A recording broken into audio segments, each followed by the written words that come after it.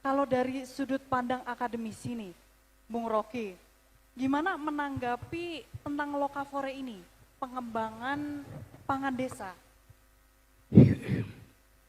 Yang kita sebut pangan itu artinya kecukupan, bukan kelimpahan. Melimpah pangan artinya sampah. Jadi kita sebut kecukupan pangan. Di Amerika itu lebih banyak orang keluarin sampah dari kulkasnya ketimbang apa yang dimasukin itu. Di situ ada kelimpahan pangan. Tetapi bagi Indonesia yang kita tahu bahwa bumi ini menyediakan segala hal, konsep utamanya adalah disparitas pangan. Itu yang lebih penting karena pencernaan kita tidak sama dengan orang barat. Kita dibiasakan untuk mencerna apa aja yang disediakan oleh bumi, bahkan yang belum dimasak. Jadi sekali lagi buat saya ada hal yang harus dipertahankan, yaitu kultur makan, bukan kultur untuk membeli itu. Jadi kultur makan itu dihasilkan dari halaman. Nah, karena itu penguatan awal mestinya mulai dari halaman. Dari halaman pindah ke dapur, dari dapur pindah ke piring. Kan itu dasarnya tuh. Kalau kita balik pada apa yang disebut local genius atau ya kearifan lokal. Tapi yang lebih penting adalah genius kita untuk memilih tanaman. Di dunia begitu banyak riset yang memungkinkan kita tinggal beli 2 kapsul, lalu kebutuhan energi kita terpenuhi. Kita tinggal 2 butir suplemen lalu terpenuhi. Tetapi kita tidak bertemu dengan alam. Makan artinya bertemu dengan alam. Misalnya di sini ada banyak hasil bumi itu. Kenapa nggak ada petek di situ misalnya? Ya karena petek bau itu. Buat orang kota petek itu bau. Tetapi buat orang desa petek itu lebih wangi dari Chanel No. 9. Pasti.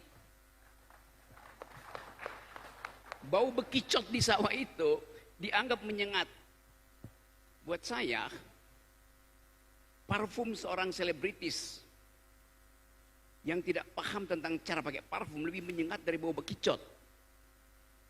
Kan kita tahu bagaimana orang pamer tentang kemewahan, tapi dia bahkan pakai parfum pun dia nggak tahu. Parfum itu harus dipakai dari jarak 30 cm supaya parfum itu ada alkohol.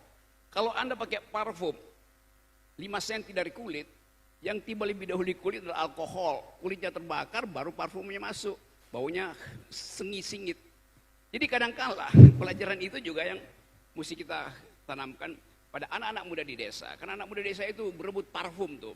Skincare hidup di mana-mana tuh.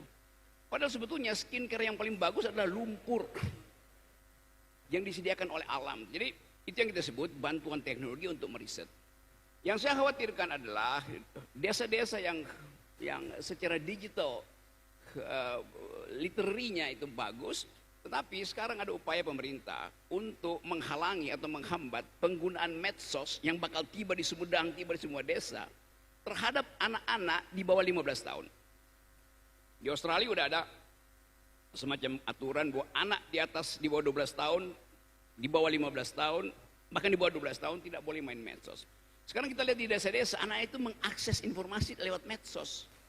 Akibatnya otaknya terhubung dengan kota, padahal kakinya ada di sawah. Nah, paradoks-paradoks ini saya kira yang mesti dibuat bagus, supaya kita tahu bahwa desa itu ada tempat kita kembali. Itu intinya. Jadi sekali lagi saya senang bahwa di Sumedang ini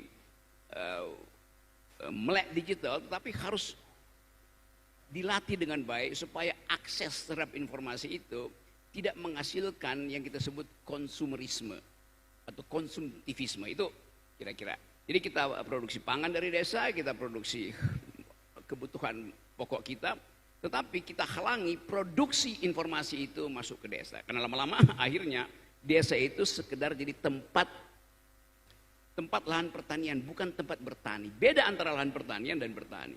Bertani itu seluruh aktivitas keringat saya, gerak otot saya, kemampuan saya untuk beradaptasi dengan bunyi pohon yang sedang tumbang, alam semesta menghidupkan harapan. Itu satu lokasi yang kita sebut sebagai kesiapan manusia untuk bertemu dengan alam semesta. Jadi di Sumedang ini ya saya lihat tersedia semua hal. Jadi mungkin sebelum Tuhan menciptakan surga, dia dulu punya KTP di Sumedang. Tepuk tangan dong untuk Bung Rocky. Jadi tadi yang saya tangkap, pangan itu pertama buat kecukupan ya, bukan kelimpahan. Kecukupan tuh. Jadi konsep berkecukupan artinya yang dibutuhkan oleh tubuh biologis kita dipenuhi oleh alam. Yang berlebihan itu pasti jadi sampah. Kan itu prinsipnya kan. Kita makan untuk sesuatu yang menghidupkan harapan bahwa besok kita akan makan tuh.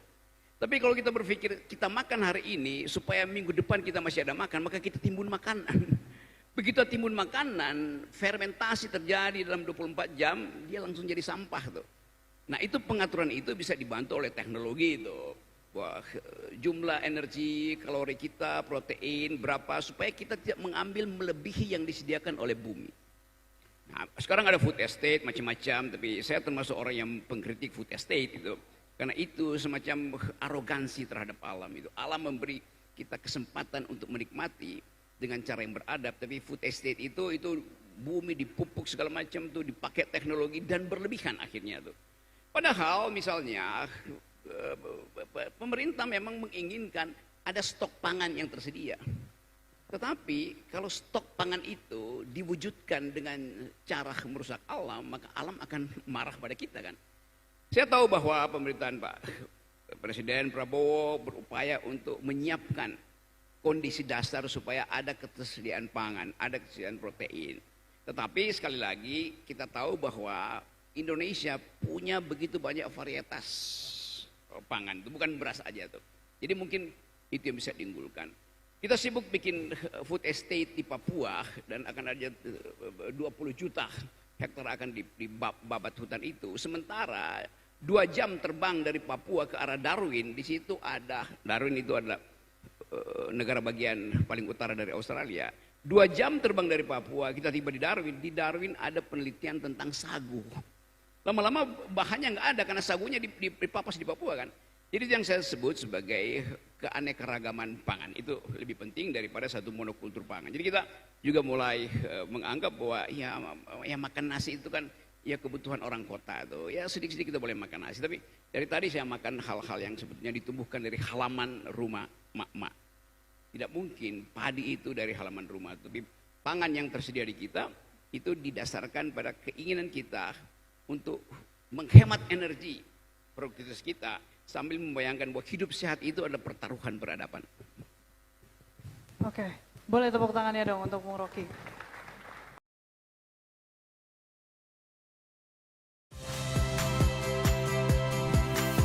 Saya Radi Saputro. Saksikan program-program Kompas TV melalui siaran digital, pay TV dan media streaming lainnya. Kompas TV, independen, terpercaya.